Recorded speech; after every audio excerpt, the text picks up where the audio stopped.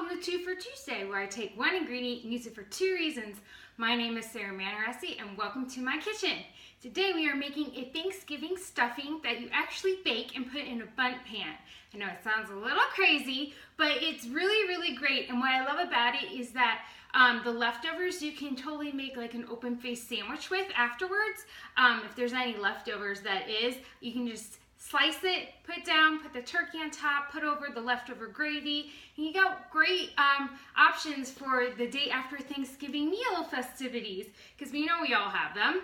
So in this pan, I have 4 slices of bacon that I had cooked in it and had rendered down the fat. Now we all know that I love my turkey bacon because it's a bit healthier for you, but for this recipe, I really suggest using regular bacon because you're gonna use about a tablespoon of the drippings in order to saute 1 large onion, finely diced, and 3 stalks of celery, finely diced. So I took the bacon out and I put the vegetables in and I sauteed them for about 3 minutes or so.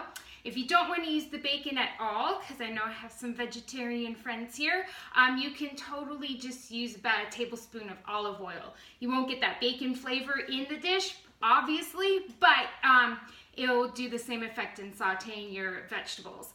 I've also added some salt and pepper, and then I took those 4 slices of bacon and I've crumbled them up and I put them in the mixture here as well.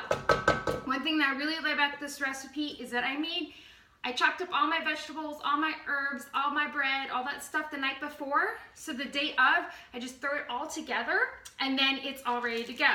So what I have here is about 10 to 15 sage leaves. I love sage, so I tend to put a little extra in. And then I have about 2/3 of a cup of flat leaf parsley, also chopped. I'm gonna add that to the mixture as well. I'm gonna stick that behind me and just stir it up. And I kind of let this cool off a little bit because the next step requires us using eggs, and I don't want the eggs to become scrambled when we combine them all. So I'm just putting that off to the side. In this bowl I have 4 eggs, including the yolks, and this is not a whisk, this is a spoon. You want to whisk them. Imagine that, whisking the eggs. And we're gonna beat them together. You can do this the night before too, there's nothing wrong with that.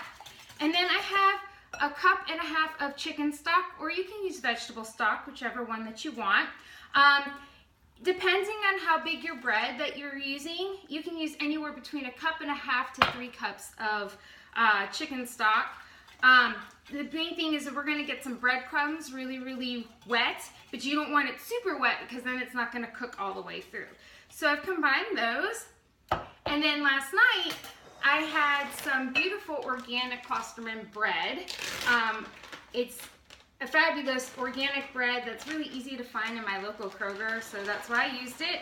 I cubed it really easily, and then I just put it in the oven on a couple of different baking sheets at 250 degrees for about 30 minutes, and then I turned it about halfway through so that it could evenly brown. Now this looks like it's going to be a lot in this bowl, so here's the trick. We're going to go ahead and add the egg mixture and the chicken stock to the bread first to see how that looks. And then that way it will soak up some of that and, you know, kind of like make it a little bit smaller before we add the vegetables in. And the reason why I know to do this is because I've made this before, and to get everything in the bowl at once was a bit of a challenge without getting it all over the counter. You know, because we all know that I am not the cleanest cook at times, and that's okay. Life happens, and it's okay to get stuff on your counter, but if we can at all possibly avoid that, it would be fantastic. So now that this is smushed down a little bit with that liquid, again, keep an eye on the liquid. You might need a little bit more of the chicken broth in here. And that's totally cool. I have some on standby. Now we're going to add in all these vegetables. Oh, I wish you could smell this. The smell of the sage and the bacon and the parsley coming together in this is just, it's amazing. And of course the onion too, we'll count that in there. It doesn't really take very long, and normally I would do this with my hands. In fact, I might just switch over to my hands. But We're gonna add a little bit more liquid. I think I could use just a tad bit more. Just like so. And this is really easy and fun to do with your kids. If you want to get your hands free and getting working on your turkey, it's totally cool and easy to do. Just say, hey kids, mix this all up in the bowl. And you know that they love getting their hands dirty and they really want to help out.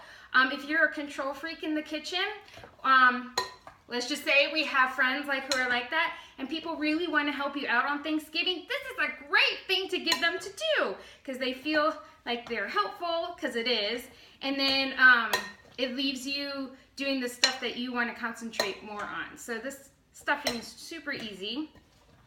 And then all we're going to do, I have a bundt pan right here, and I do have the pan with the flour spray. The first time I made this, it didn't quite come out all the way, and that's okay. You know, as long as it tastes good, who really cares? But if you're one who really wants to show up for display and all that kind of stuff, the flour helps. If you're using gluten-free bread because you have a gluten intolerance, don't use this spray. This has total gluten in it. It'll kill you. So we don't want anyone to die on Thanksgiving. We just want them to eat happy. And then we're just going to add this all in here. I've already set my oven at 400 degrees. I'm going to put it in. Get all that beautifulness. Just like so, without trying to make a mess, which I may or may not be successful at, and that's okay in life. And then all you do is you pack it down. So it kind of becomes one mold, is essentially what you're making here. And then I'm going to take this and I'm going to put it in the oven at 400 degrees, and I'm going to bake it for about half an hour to 40 minutes, depending on the bread. I start checking it at half an hour, and it should be nice and golden on the top, and the knife should come out mostly clean. You don't want any goop on there. So anywhere between 30 to 50 minutes is about the correct cooking time. You just kind of have to watch it. It's one of those eyeball things. And then you just take it out of the oven, let it cool for about 25 minutes, put a plate on top, flip it over, and it should, fingers crossed, come out. You might want to go along the edges with a spatula or a knife or something like that to help loosen it a little bit. But it's really great, and then you slice it and it's delicious. And you can make it, most of it the night before, and you can make it before you pop the turkey in, or as the turkey is resting and cooling, and while you're slicing and getting everything ready. It's really fabulous. Just store leftovers in a Ziploc container and you're good to go for the next day. I hope this is helpful for you, and I hope you try this out at your Thanksgiving this year. Have a great day. Talk to you later. Bye.